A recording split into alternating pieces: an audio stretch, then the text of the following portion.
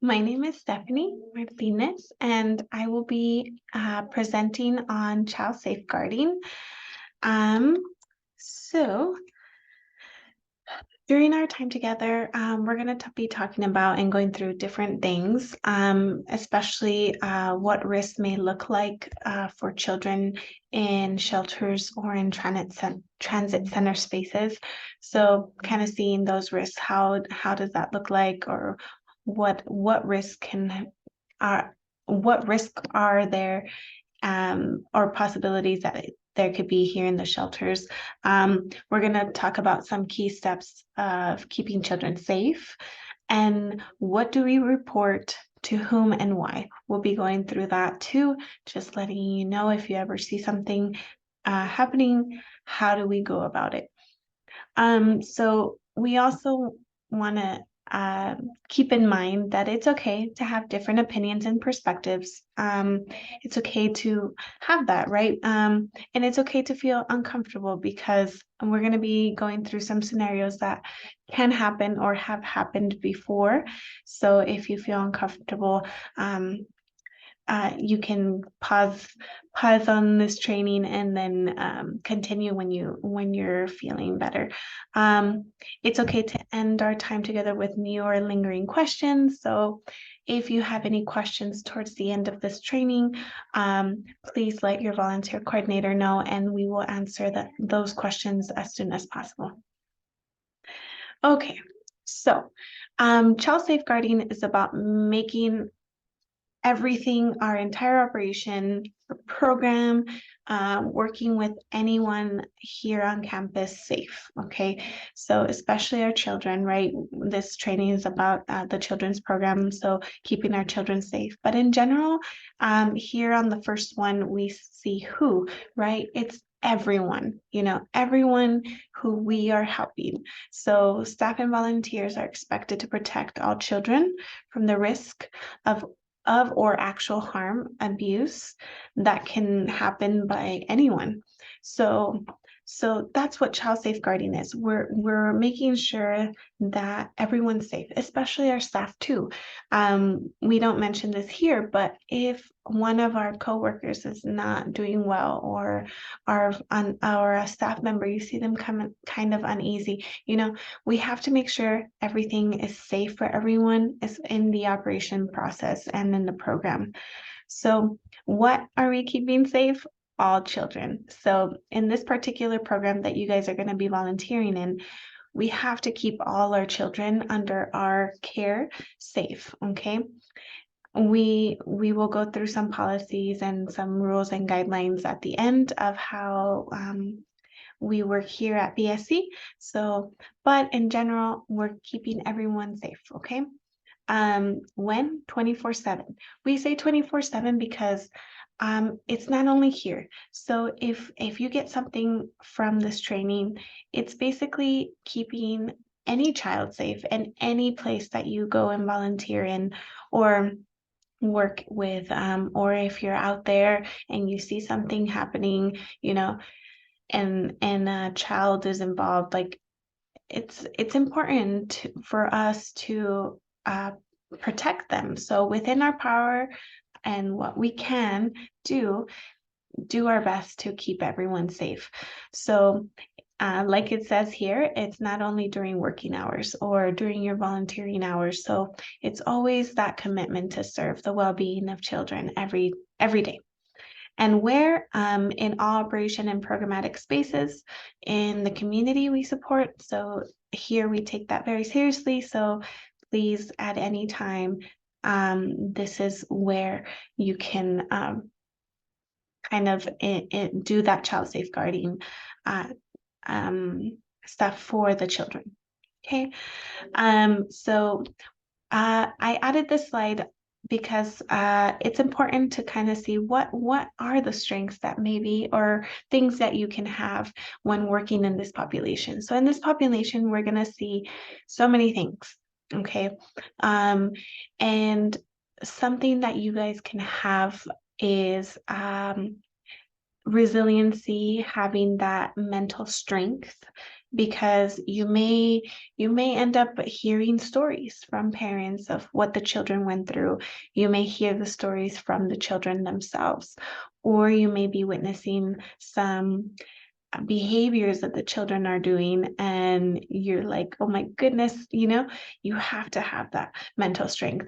The what we used to help our advocates back in the day when I worked for the domestic violence shelter was that, instead of feeling that emotion and putting the responsibility onto the parent or the child that they're making us feel a certain way, we should think about it twice and say, well, what can I do to help this person? So that's kind of that mental strength. You have to be that pillar of instilling hope, and not feeling angry because they told you a story that makes you super angry. We have to have that, and kind of what it says here, set aside biases, any judgments that you may have. We have to have an open mind at all times. That willingness to work in this environment, it's kind of very amazing to see people who have that willingness to come here. I can tell you an example. There's a volunteer who comes, and in the initial part, her first day, we told her that, you can do other things as well. And then she was like, yeah, thank you. I don't mind helping in other things, but honestly, I really, really want to work with the children. I really want to play with them and dedicate some time with them. So that shows a lot of that willingness to be here, because being with the kids can be hard because you have to have that energy. You have to have all of that inside of you to ready to play or ready to do some activity. So all of that. Being sensitive to different cultures, we receive so many people from different cultures, from different countries. So knowing that a lot of customs and beliefs may be different from what you are accustomed in or believe in. So making sure that's in your awareness, that there's going to be probably different ways, approaches to certain things and situations. So we have to have that open mind and understand that. And of course, always having a calm approach during difficult situations. So you have to be that approachable individual, because if we always have this kind of super strong presence, we'll never get that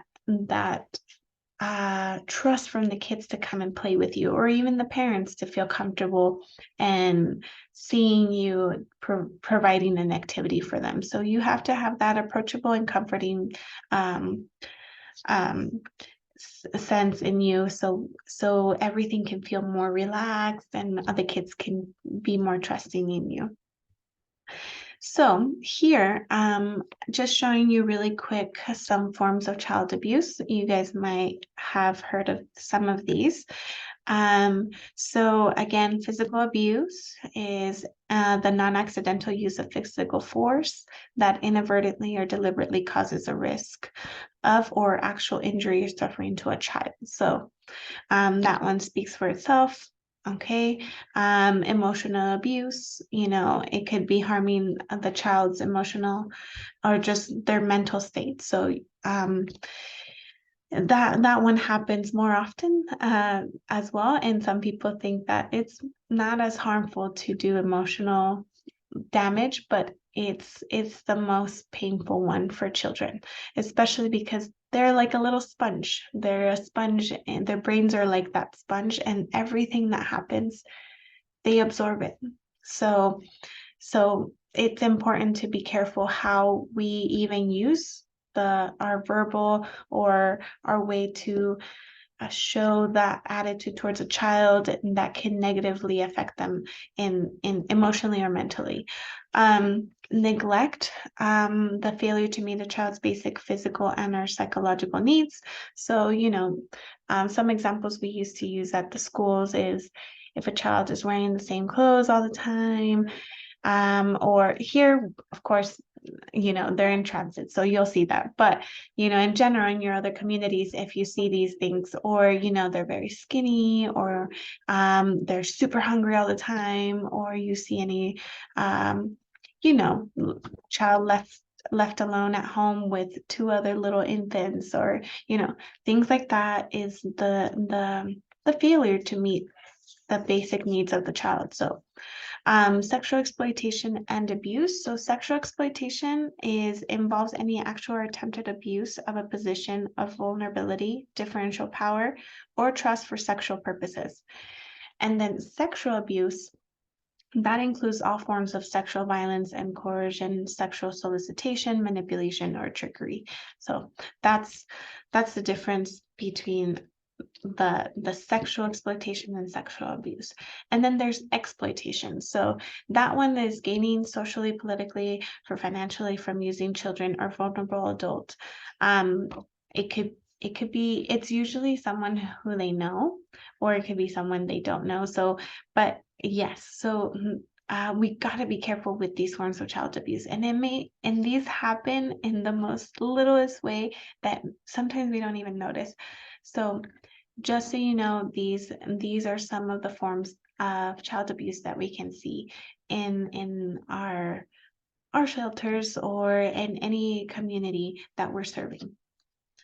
So we're gonna practice a little. So we're gonna go through some scenarios, and then I will go through some. Usually in person, we would go through these together and kind of see what you guys notice in these scenarios. So please do that on your own as I go through some of the examples that some people have noticed from these scenarios. So number one, when addressing a child's behavior, staff tells the child she is acting like a baby and is too smart to let her friends to see her behaving that way. So we see something pretty tough here, right? Some people were noticing, highlighting the fact that the staff is using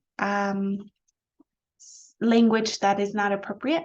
We could be emotionally harming this child by saying, oh, you're acting like a baby.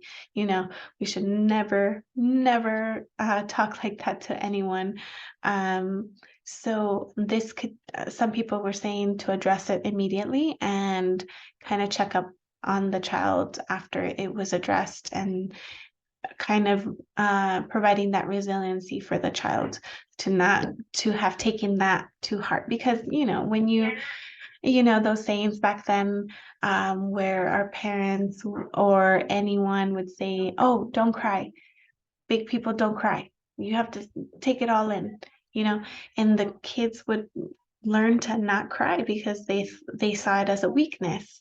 So those are the things. That's why we have to be careful how we use our verbs, our language, our words. So yes. So number two, the guests at the shelter are being invited to participate in a celebration, and a photographer will be present to document the event. Parents have been informed that the photographs may be used for various purposes. The parents that are willing to participate have provided written consent. Some of the children, though, do not want to have their pictures taken and are turning away from the photographer. So what do you guys see here? Some people were highlighting that it's not only asking parental consent, it's also including the child. And yes, sometimes we forget that the family, the parents are a unit. So, right. So we have to make sure everyone is okay with what's going to happen. So if we ask parents, yes, they can photograph my child, but who is part of the entire event or the entire situation, or what's going to happen? It's the child, right? And we need to see if they really want to take pictures. I can tell you an example, a mistake that I once made, and I've learned from my mistakes, of course.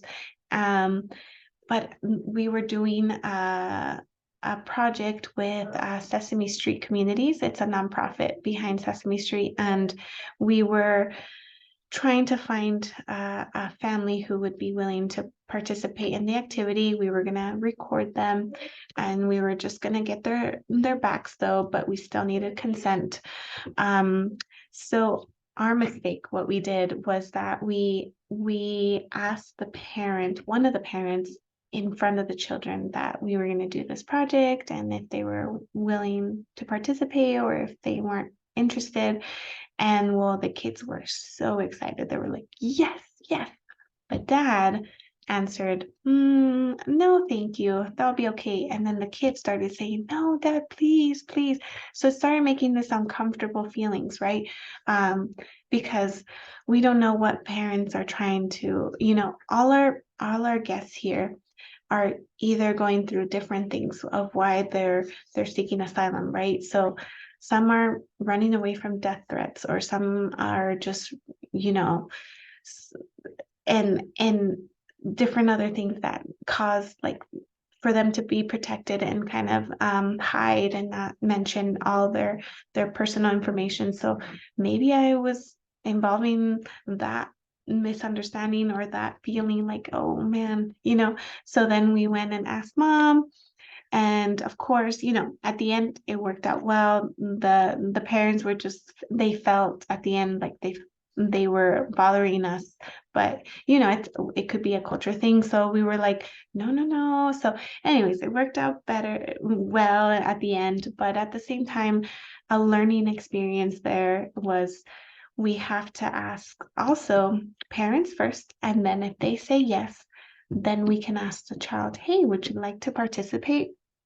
So that was kind of the order that we took, and it worked out well, because then we got the permission from parents, and then we got permission from the child. If the child was like, no, nothing, I'm too shy, then we don't force, we don't pressure, and we say, okay, that is totally fine. We want you to feel comfortable. And then there's other kids that are like, yes, please. So we'll have situations like this. So that was one example that could happen in the future. So number 3, during mealtime, it is noticed that a child is regularly left alone in various parts of the campus. This happens quite often, so knowing what to do is very important. So a lot of people highlighted this one as no child is ever to be left alone. So we have to be careful with that. And here, if this were to happen, and you notice a child is left alone or wandering by themselves and we can't find parents, we stay with the child. You guys can go ahead and look for the supervisor, the guest services supervisor, or look for a staff member and help you go from there, because they have some steps to go through in order of looking for the parent, and other steps after that. So please ask for help and make sure everyone working together, staff and volunteers working together to help this child. So that's teamwork, okay? So a lot of people were highlighting that, speaking with parents and kind of saying, hey, just be careful, leaving your child behind, that education part is totally fine. However, with a calm approach, we are not trying to be mean or anything. We are trying to, provide information. They're used to different customs or different ways, and they don't know how maybe the US has strong child protection policies or laws. So we have to inform, right? So yeah, this happens a lot. So make sure you go ahead and get help from staff or another volunteer, and just help you, guide you through those steps in finding the parent. Number 4, it is noticed that a child has begun touching other kids in a sexual manner. Staff tells the child to stop and threaten to tell her mother. So this one, we all highlighted, of course, that there's a red flag in a child welfare concern where the child is touching other kids in a sexual manner. This is usually could be a red flag of maybe sexual assault, that maybe a child went through some type of sexual assault. So that is something that we can report right away, and then the proper individuals will take further action on how to help this child and this family. But also people we're also highlighting that the staff was using a threatening language because of the threatening part here. We should never threaten anyone. We should never use that type of language. So we should always have an open conversation and kind of saying, hey, let's go talk to mom really quick, or where's your mom, where's your dad, who are you with, and kind of go from there, and having an open conversation, because we don't ever want to use those threatening words, or just in essence anything threatening. Number 5, a staff member gently cups a child's chin and turns his head toward the staff member to get the child's attention. So of course, we never touch anyone like this or in any moment. We need to, some people said to address the staff member immediately and educate or let the supervisor know that this happened so it can be addressed. So some people had questions like, okay, what if a child comes and gives me a hug? Do I deny it? What do I do, right? So we talked about that. Read the room, kind of read the intent of that hug, right? Because if we're hugging everyone because that's who we are, let's think about it twice and kind of think about what about us touching them. Okay, but if the child touches us, like wants a hug, or it clings onto your leg because it's happened before, they're like, don't leave, and they cling onto you, we recommend like maybe a side hug, or acknowledging that the hug, or the usually it will be a hug, acknowledging that hug, but maybe with a side hug, maybe or read that behavior first, because we don't want to miscommunicate what we're doing. So be always careful with that.